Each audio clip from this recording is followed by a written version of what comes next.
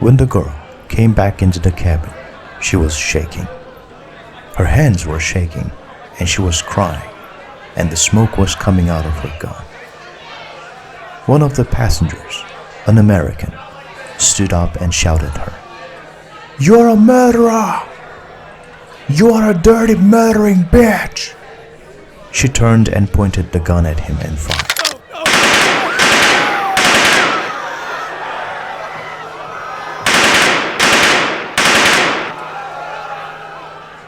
The man sat down in his seat, and the bullets went above the seats, all along the plane, and out through the roof.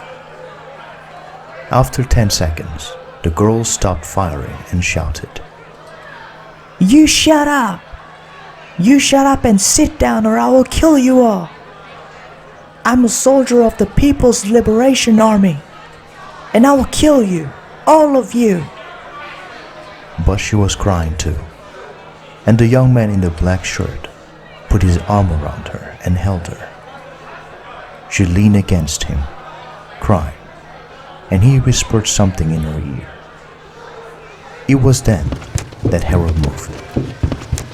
He got out of his seat, bent low, and ran very fast along the aisle towards the front of the plane.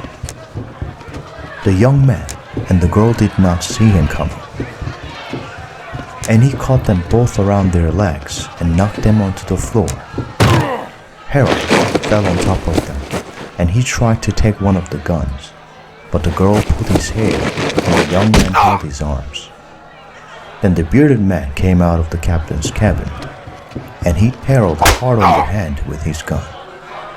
Harold fell on the floor and lay still. The bearded man pointed his gun at the passengers and shouted, "Sit still!"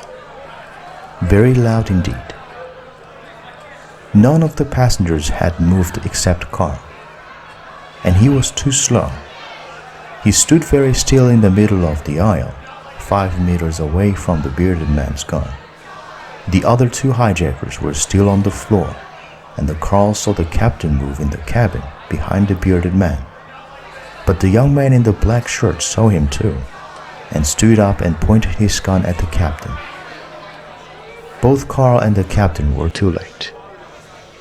"I'm getting old," Carl thought. "When I was young, I could move as fast as Harold, but not now." Carl sat down in his seat, very slowly. The bearded man watched him all the time. He pushed Harold with his foot. "Search him," he said to the girl. "Then handcuff him to the door. He will be the next one." The girl pulled Harold to the door.